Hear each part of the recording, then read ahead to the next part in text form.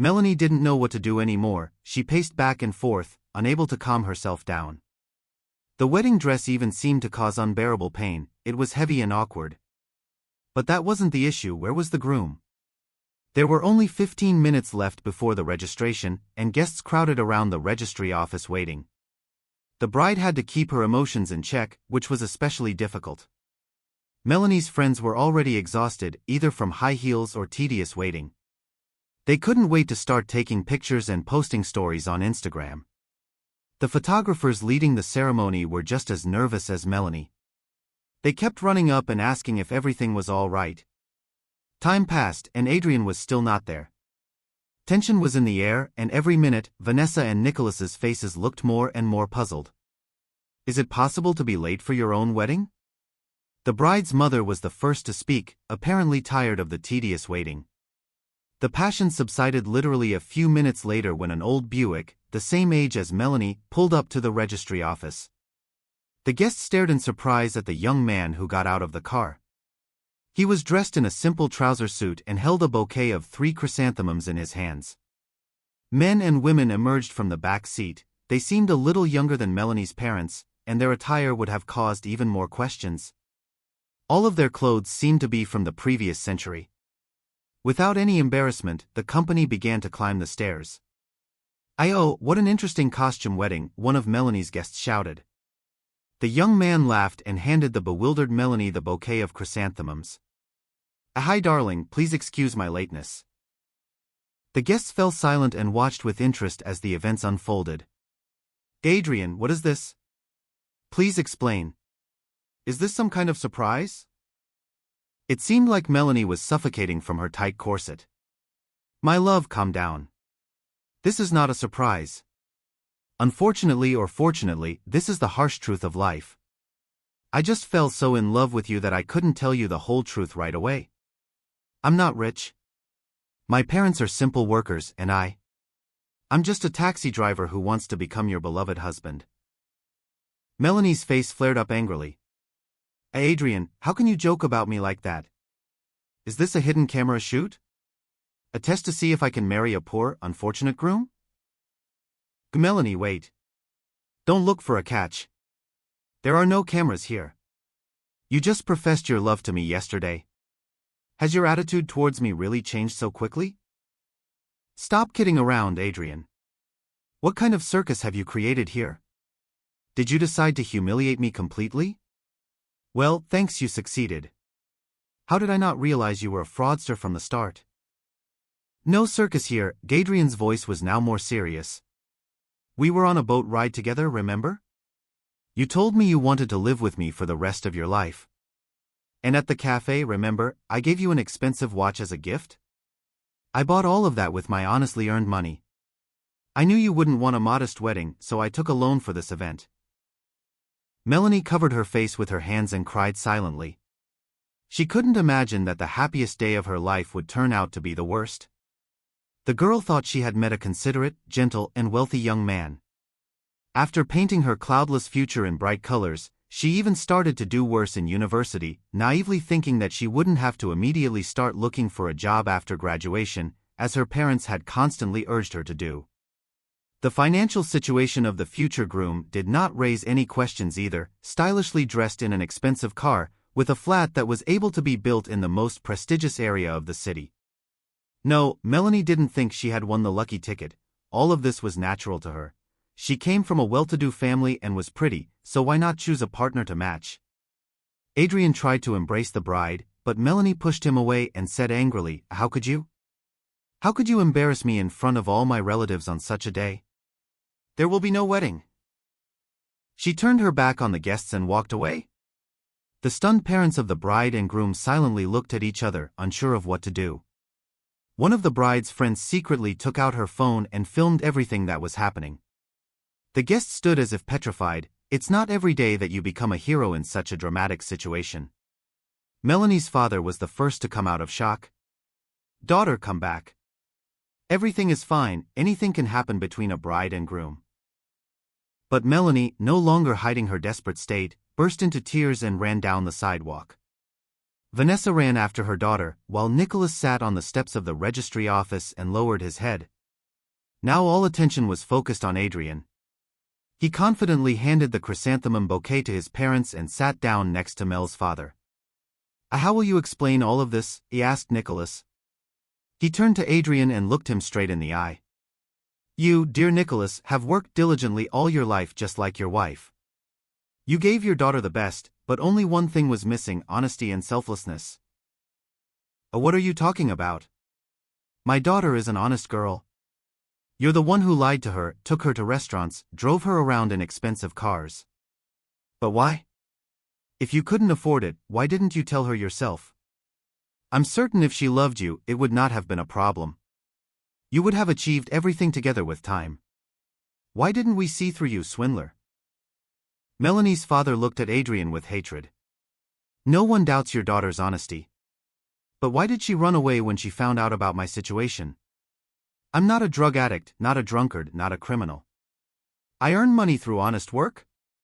Yes, the pay may not be big, but it would be enough for us to live on. And you know what? I won't justify myself anymore. I loved your daughter sincerely, but today I saw with my own eyes that she doesn't need me. She cares about money and the impressions she makes on people, but not me." Relatives stood and listened to the groom's strange confessions, but they still couldn't understand what was going on. Melanie's friends were the most perplexed. Adrian had taken the girl to cafes and restaurants and given her gifts, and now what? Had he suddenly gone bankrupt, or had he been pretending to be rich all this time? Nothing was clear. No one moved from the square near the registry office, as if they were waiting for something but didn't know what. Adrian finally stood up and was about to leave, but suddenly a woman in a bright colorful dress blocked his path. It was Melanie's aunt. "Where are you going? You think you can disgrace my niece like that and just leave? If you loved her, how would you have arranged this? Look how many guests have been invited, how much effort has been put in." The woman's voice broke into a scream. And why don't you, respectable guest, ask your beloved niece Melanie why she refused to marry a simple working guy? No benefit, so no marriage, Adrian said, noticeably getting nervous.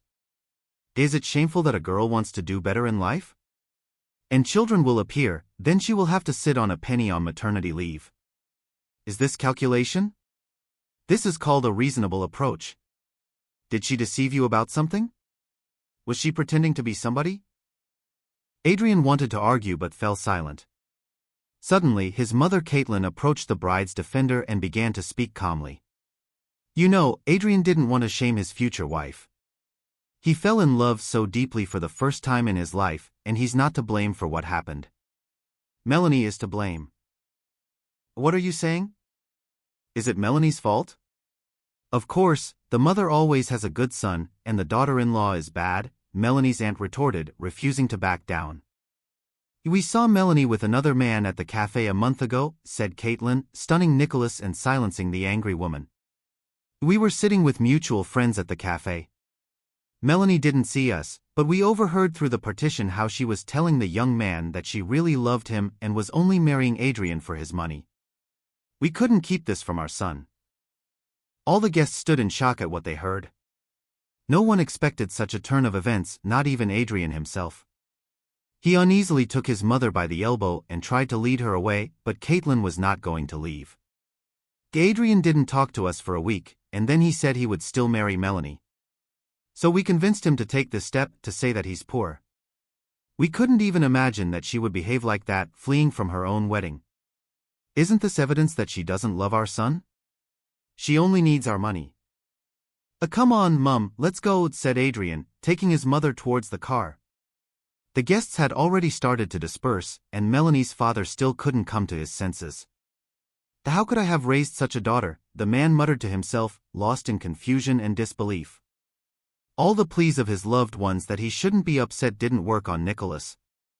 He loved Melanie very much and was already looking forward to her happy future, only to see everything collapse instantly. 3 months have passed since the ill-fated wedding, and incredible changes have occurred in Melanie's family. Nicholas suffered a stroke that paralyzed the left side of his body. It was a shock to the family. Always active and hardworking, Melanie's father now spends almost all his time in bed. Vanessa abandoned the affairs of the store, hastily hired a new manager, and began to devote herself only to her husband's health. Melanie was finishing her final year at university and waiting for her final exams. The gloomy series of events seemed unending for the family. Sales began to decline noticeably. Regular customers of the store, who once enjoyed the friendly and responsive hostess, began to come in less and less. Salaries began to decline and 2 sellers had to be fired. Only Vanessa's elderly friend and a young girl of 25 remained working in the store, with the young girl also performing the role of a cleaner. But even these 2 women barely held on. The work schedule was not designed for 2 people. After his daughter's failed marriage, Nicholas abandoned all his affairs and began to lend money to anyone who asked. The man seemed to want to show all acquaintances and unfamiliar people his generosity and selflessness. But in reality, as soon as the store owner was on the brink of life and death, all the debtors disappeared somewhere. Vanessa was at a loss. She had never dealt with such matters, nor did she have time for them now. She spent the last available money on her husband's rehabilitation. Several close relatives supported the family as best they could, but everyone had their own affairs and worries, leaving all the responsibility for caring for the sick Nicholas entirely on Vanessa's shoulders. Melanie herself was never interested in her parents' affairs either. She was busy studying at school and then at university, or there were other reasons. In fact, Nicholas and Vanessa didn't want their daughter to be involved in sales. After experiencing a difficult time in the trade industry, Melanie's parents had high hopes that their daughter would pursue a prestigious profession vastly different from their own. However, all of Melanie's plans fell apart instantly. She didn't know how to help her parents, and perhaps she didn't want to. She had no interest in taking care of her father or being involved in the family business. Melanie's close friends seemed to have vanished into thin air. They were completely satisfied with her when she was cheerful, carefree, and financially secure. But now, she was always out of money and out of time, acting like a victim who had been betrayed and humiliated. Many classmates did not stop gossiping, saying, "She thinks she's depressed and a victim," but in reality, she wanted to sit on 2 chairs, to marry a rich guy and behind his back to have an affair with another. It didn't work out and everyone blamed her for her father's stroke. There was no sympathy from relatives or friends. Adrian, who was supposed to beg for forgiveness, did not respond to calls or messages.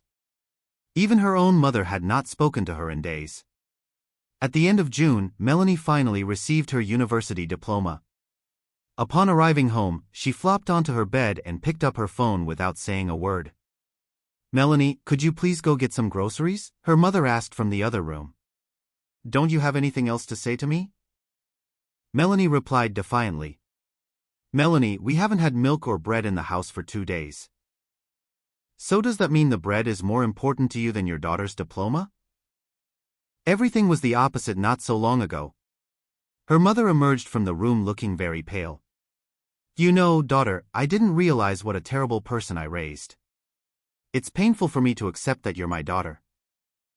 "Oh wait, did you just call me a terrible person? Are you out of your mind? I graduated just now and got my diploma, so why do I get an errand to the store instead of congratulations? You're almost 23 years old yet you still think like a child. It was a huge mistake for Dad and me to indulge you and plan your wedding. So are you going to accuse me of being dumped by Adrian now?" "Yes, I'm going to accuse you, and not just of that," her mother spoke quietly so as not to wake her sleeping husband. "Your behavior caused your father to have a stroke and me to have a pre-heart attack condition. You started an affair knowing that you were going to get married soon." "Mum, I've already explained everything to you.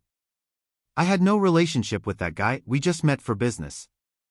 I couldn't even imagine that Adrian's parents would be there. I'm telling you for the 1000th time, I didn't confess my love to that guy. I don't know why Caitlin told Dad that I did and why you believed her instead of me. The guy wrote to me on Instagram asking if I, as a beginner designer, could advise him on choosing furniture. I naturally agreed. Experience needs to be gained, right?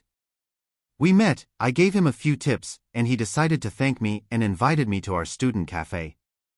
We sat, drank coffee and talked. He started flirting with me. I told him that I was getting married soon so that he wouldn't expect anything from me. Then he started asking me all sorts of questions like whether I could love him. I answered no and started getting ready to go home. Then he asked me if I could pay for myself. I told him, "Why did you invite a girl to a cafe if you don't have any money?" He started to justify himself, asking, "Why is money so important to you girls? Is that the most important thing in life?" I told him that yes, money is important to me, and my fiancé is very wealthy, which is why I chose him. Why did money become your top priority? Melanie's mother asked her. Melanie, we didn't raise you in poverty. You had everything. You're being strange, Mom, Melanie replied. Money means freedom. Sure, you can't buy everything in life with it, but a good income allows me to work and live the way I want, not like you and Daddy. You've been working from dawn till dusk in your store. If we'd been better off financially, Dad wouldn't have been so upset about the money we invested in that damn wedding. Vanessa wanted to get angry at her daughter's words but suddenly became suspiciously calm. Your father had a stroke not because we spent a lot of money on the wedding. He was very upset to find out what kind of two-faced and selfish daughter he had. Wow, are you accusing me again? Melanie exclaimed. At least I was honest with Adrian. He lied to me about whether he was rich or poor. A decent person wouldn't present themselves like that. I value myself and don't want to marry any clowns and liars. So there's more to think about who's really two-faced and self-serving. Enough talk, Melanie, Vanessa said sternly. I won't pity you anymore. Tomorrow morning we're going to the store, and you'll work as a substitute salesperson until we make a good profit. Me? A salesperson? I don't know how to do that. Have you asked my opinion? Melanie protested. I haven't asked and I won't ask. You haven't even bothered to ask how much it costs to rehabilitate your father these past 2 months, how I pay the salespeople, or how I manage all of this. You only think about yourself, Vanessa said sternly, putting money on the table before leaving the room. Melanie went to the nearby grocery store and was overwhelmed with tears. She couldn't imagine being a salesperson, eating a sandwich for lunch, and gossiping with other salespeople. She felt like the end of the world had come to her young and beautiful life, and she would have to forget about her interior design career forever. Who would hire her as a recent graduate with C's in her diploma for such a serious and creative job? She needed to gain experience, but she wouldn't work for free, and she wouldn't earn decent money right away. The next day, Melanie and her mother went to the store while Aunt Polly stayed home to watch over Melanie's recovering father. The store was located at the intersection of 2 busy streets, which saved it from closing. Customers always appreciated the quality and variety of goods, but it was difficult to compete with the nearby shopping center. Its generous departments sold clothes of poor quality but at cheaper prices, making them in great demand. During a family meeting, it was decided to implement a system of discounts for regular customers and to consider other marketing tactics. Hello, Vanessa, how happy I am to see you, greeted the hostess, her friend who worked as a salesperson in their shop. Hello, Rebecca. I brought you a new employee, Vanessa pointed at Melanie. Rebecca, I have only one request for you. Treat Melanie not as my daughter but as an ordinary person who came here to learn everything. All right, we'll teach her everything, said Rebecca, smiling. Vanessa, while you're here, let me tell you that we sold all the old stock quickly, but the new models are less in demand. The fabric is natural wool, but the color is gray, slightly faded. Not everyone likes it. We haven't sold a single suit this week. Everyone is asking for classic dark gray or black. You should negotiate with the supplier to order several batches of pants and suits since they are in demand. Melanie listened in horror to her mother's conversation with the salesperson. What sizes? What wool fabric? She was a designer herself and had studied types of fabric and color combinations. However, it was one thing to work in soulless premises and meet clients as necessary, and another to try to please people every day. Melanie remembered how deeply uncomfortable she had felt when her mum or dad had boasted in front of every customer and turned into such caring and cute people. The customers left with their purchases satisfied, but her parents came home and hardly spoke to each other. As a child, Melanie had wondered why her parents were so tired. After all, they didn't have the hardest job in the world. Only years later did she understand that any job with people, if done conscientiously, is very exhausting. Is this what my mother wants to teach me? To please everyone? Melanie exclaimed and didn't realize how she had wandered into the men's clothing section, getting lost among shirts and sweaters. Are you choosing something for your husband? A pleasant female voice came from behind her. You know, your beloved man would probably like this cashmere sweater. It's warm, comfortable, and cozy. We have all sizes and 5 colors to choose from. I just... Melanie couldn't figure out how to introduce herself, whether she was the hostess's daughter or a new employee. I won't bother you. Please choose. When you decide, let me know, and I'll come over, the salesperson said. Ah, how nice it is, Melanie noted to herself, realizing how polite and gorgeous the girl was. Her gloomy mood vanished like smoke, and for the first time in her life, she wanted to work as a salesperson, as funny as it sounded. Melanie left the men's shirt section and headed towards her mother with enthusiasm. Mum, what should I do? I'm ready to work. Vanessa looked like she'd seen a ghost. Her always dissatisfied daughter suddenly took the initiative.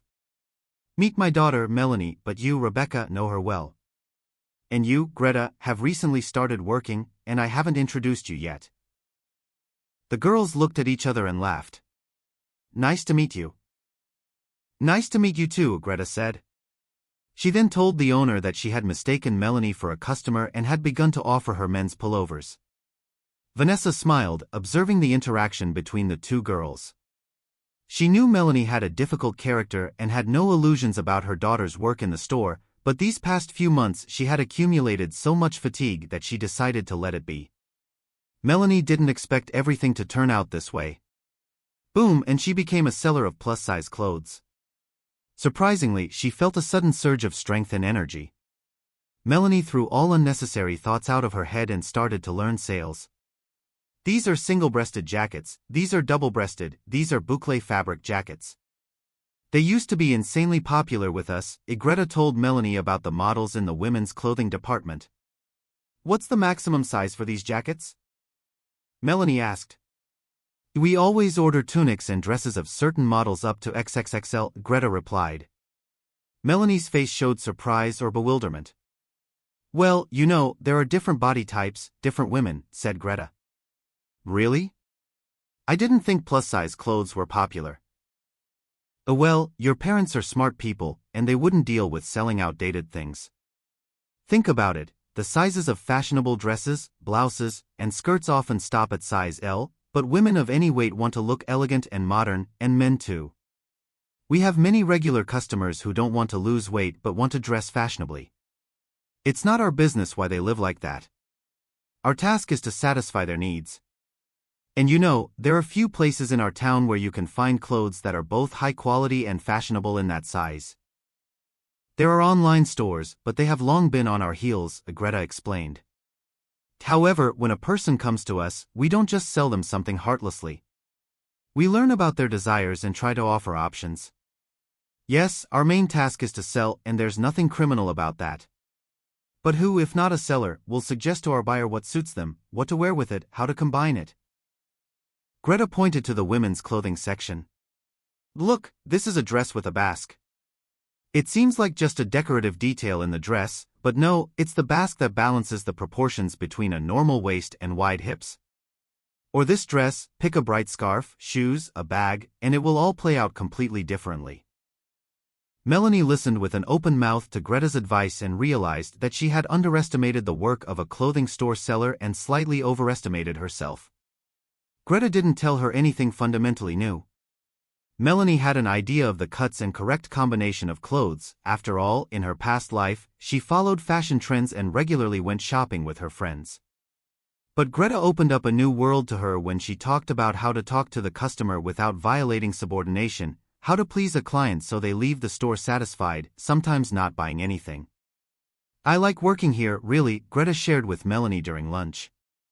I have a lot of respect for your mother, so I didn't leave with the other salespeople.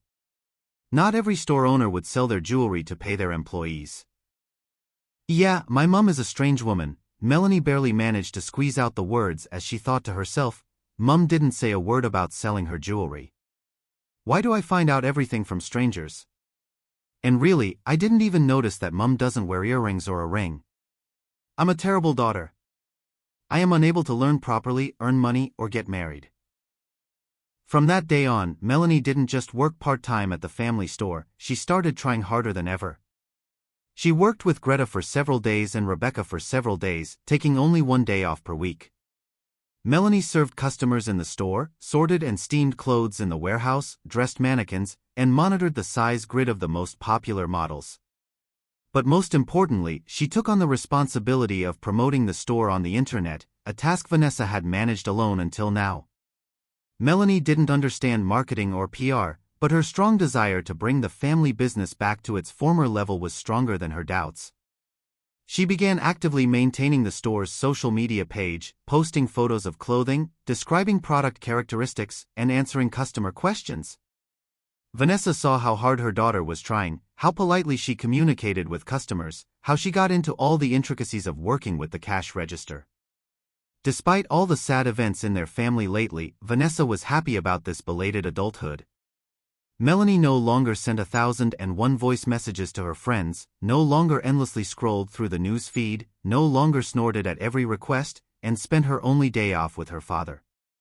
Vanessa regretted insisting on Melanie's hasty marriage, not letting her date this guy, and not getting to know his parents. Then, the marriage seemed like the perfect solution to knock all the nonsense out of her daughter's head and turn her into a serious person. First, there would be responsibility for the family, and then, God willing, for the child. How wrong she was, thinking that someone could fix someone. No, only a person can fix himself or circumstances. Several more months passed, and Nicholas began to gradually regain the use of the left side of his body. Full recovery was still a long way off, but this fact was already incredible happiness in Melanie's family. Melanie and Adrian's grandmother sat on a bench outside the store. The elderly woman listened intently as Melanie poured out her heart, recounting the failed wedding, the aftermath, and her journey of self-discovery and responsibility since then. I never intended to hurt Adrian, Melanie said through her tears. I just got caught up in trying to secure a future that I thought I wanted. I didn't see the value in hard work and the satisfaction that comes from it. But I've changed. I really have. Adrian's grandmother, whose name was Marguerite, patted Melanie's hand gently. It's clear that you've grown a lot, my dear. Sometimes, life has a way of teaching us lessons in the hardest of ways. But those lessons are the ones we remember most. Melanie nodded, wiping her tears. I just feel so guilty. If it weren't for my actions, my father might not have had a stroke. My family wouldn't be struggling so much. Marguerite's eyes softened with understanding. A life is full of what-ifs, Melanie. We can't change the past, but we can learn from it. And it sounds to me like you've done a lot of learning. You're here, working hard to help your family, and that's something to be proud of. Melanie looked up at Marguerite, feeling a glimmer of hope. Thank you. Your words mean a lot to me. Marguerite smiled warmly. I'm glad to help. Now, why don't we focus on the positive? You have a chance to make things right, to build a future that you can be proud of. It won't be easy, but it will be worth it.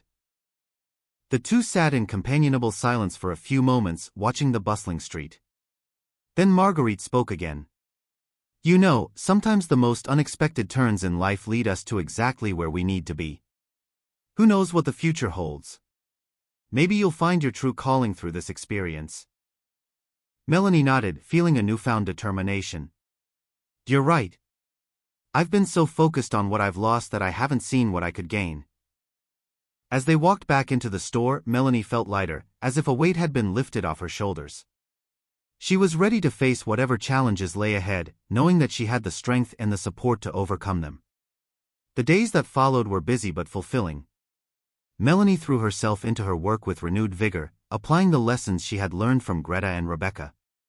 She continued to manage the store's online presence, steadily increasing their customer base and improving sales. Vanessa watched her daughter with pride and relief. She saw the transformation in Melanie and felt grateful for the turn of events, despite the hardships they had faced. One evening, as the family sat down to dinner, Nicholas, still recovering but in good spirits, spoke up. I'm proud of you, Melanie. You've shown great strength and resilience. I know things have been tough, but we're getting through it together. Melanie smiled, tears of gratitude welling up in her eyes. Thank you, Dad. I'm just trying to make up for my mistakes and help our family.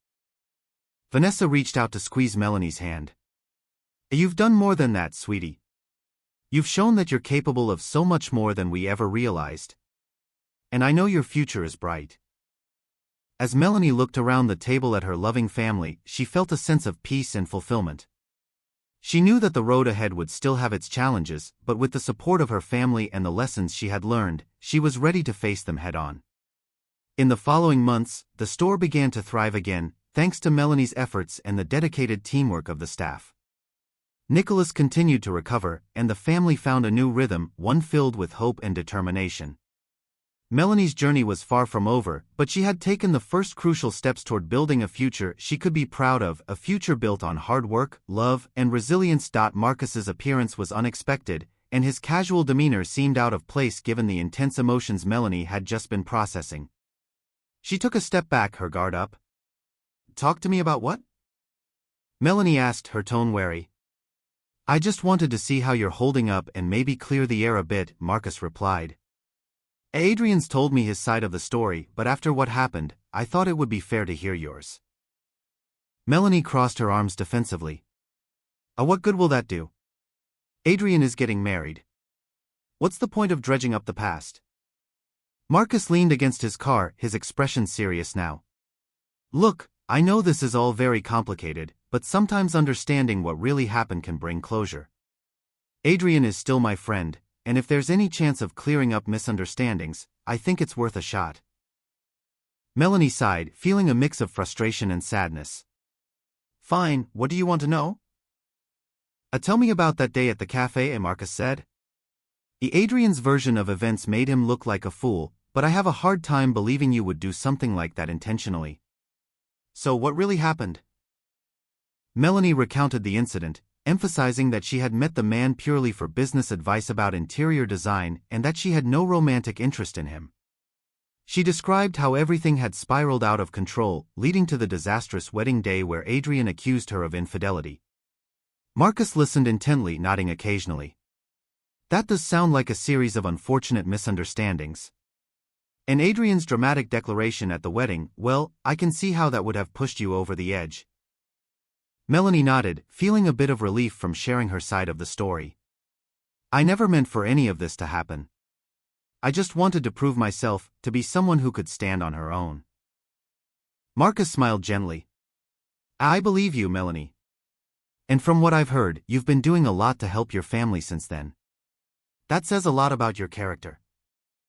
The conversation was interrupted by a phone call. Melanie saw her mother's name on the screen and picked up immediately. Melanie, could you come back to the store? We have a situation here, Vanessa's voice sounded urgent. I'll be right there, Melanie replied, her heart rate increasing with worry. I have to go, she told Marcus. Thank you for listening. It means a lot. Anytime, Marcus said sincerely. If you need someone to talk to, you know where to find me. Melanie hurried back to the store, wondering what new challenge awaited her. When she arrived, she saw her mother speaking with a customer who seemed upset. I'm here, Mom, Melanie said, stepping in. Vanessa turned to her daughter, relief evident on her face. Thank goodness. This gentleman has a complaint about the suit he purchased. Can you help sort this out? Melanie took a deep breath and approached the customer with a professional smile. Hello, sir. I'm Melanie. How can I assist you today? As she listened to the customer's concerns and worked to resolve the issue, Melanie felt a new sense of confidence. The conversation with Marcus and the unexpected kindness from Adrian's grandmother had given her a renewed perspective. She was ready to face whatever came her way, determined to continue proving her worth to herself and to those around her. Later that evening, as Melanie reflected on the day's events, she couldn't help but feel hopeful. Life had thrown many challenges her way, but she was learning to navigate them with grace and strength. And who knows? Perhaps her path would cross with Adrian's again, this time under better circumstances, where both of them could find closure and peace. Mom, let's sit over there on the bench. I know what this is about. As a former senior investigator, you're going to interrogate me. I used to joke about it, but now it's true, the future of your only son and my only grandchild depends on it. So tell me, why did you ruin Adrian and Melanie's wedding? What are you talking about, Mom? You know Melanie refused to marry Adrian when he told her he was poor and worked as a taxi driver, Brandon replied, exasperated. But that's not all. She was also flirting with a stranger behind Adrian's back before the wedding. We saw and heard everything. And why did you and Caitlin, the regulars in expensive restaurants, decide to go to such a cheap youth cafe? I was really surprised to go to such a place, but I didn't say anything. And what a coincidence, you were lucky enough to find 2 free tables in a crowded cafe. I had to find you in person since you haven't responded to my messages on social media. Did you know Adrian is getting married soon? Melanie, sounding indifferent, replied that she's happy for him. However, she added that Adrian doesn't love his fiancée and is being pressured by his mother into the marriage. The situation isn't favorable for his father's business either. Crystal, the daughter of a prominent figure in their administration, initially caught Adrian's interest due to her looks, but they discovered they had no common ground. Melanie felt there was nothing she could do except let Adrian proceed with the wedding as he did with her, hoping he might realize on his own. Marcus urgently insisted that Melanie must tell Adrian she still loves him to prevent the impending wedding, which he saw as a trap. Melanie questioned Marcus's belief in her lingering feelings and doubted Adrian's sincerity after his wedding prank. With that, she walked away towards the store, despite Marcus calling after her about Adrian's suffering. In the kitchen, Mrs. Sullivan prepared tea while spreading butter on bread, remarking on how Caitlin's self-sufficiency contrasted with her wish for care akin to a cafe visit. Despite Brandon's regular dining out, she was taken aback when someone suggested just pizza, dismissing it due to its noisy atmosphere and rude staff. Brandon, noticing his mother's departure, inquired about her plans, offering to drive her nearby. Their discussion on a park bench turned serious, Brandon acknowledging his mother's likely interrogation as a former investigator.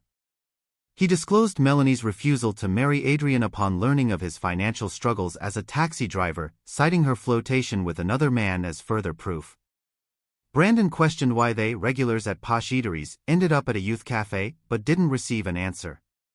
He defended their intervention, claiming it was to save Adrian from Melanie's deceit, asserting Adrian's upcoming marriage to a well-off girl would elevate their status. Mrs. Sullivan pressed Brandon on his constant worry despite their favorable circumstances. Brandon confessed their financial strain due to a failed investment, exacerbated by lavish wedding plans to curry favor with Crystal's influential father, Nicholas. His mother warned against such extravagance, suggesting a prenuptial agreement instead. Brandon defended the test, aimed at revealing true intentions, but his mother criticized Caitlin's financial decisions, revealing a recent extravagant purchase. Their conversation ended abruptly as Brandon left for lunch, his mother planning to visit Melanie at the store to discuss her suspicions further. She convinced Melanie to meet the person Caitlin mentioned, believing it would expose a significant moral transgression, crucial for the Sullivan family's future. After an hour-long conversation with the charming investigator, Melanie's doubts about the meeting vanished on their own when she received a call confirming it was scheduled. Mrs. Sullivan then gathered Brandon, Caitlin, and Adrian in the living room. Tomorrow marks 45 years since I started in the police force. Let's celebrate at a restaurant, she announced. The next day, the family gathered at a cozy cafe table, enjoying various delicacies in a quiet setting. Mrs. Sullivan reminisced about Brandon's childhood interests and her own experiences as a town investigator over drinks. As conversation flowed, Caitlin suddenly asked Mrs. Sullivan about the cost of the restaurant. Unfazed, Mrs. Sullivan replied with dignity, explaining her good pension and savings, thanks to Brandon's regular support. This money will settle Brandon's debts and prevent Adrian from marrying a girl he doesn't love, she added candidly. Adrian was stunned by his grandmother's insight into his doubts about marriage, which he had only shared with a close friend. Brandon was equally taken aback, unsure how to respond. Caitlin, visibly upset, prepared to argue, but Mrs. Sullivan continued calmly.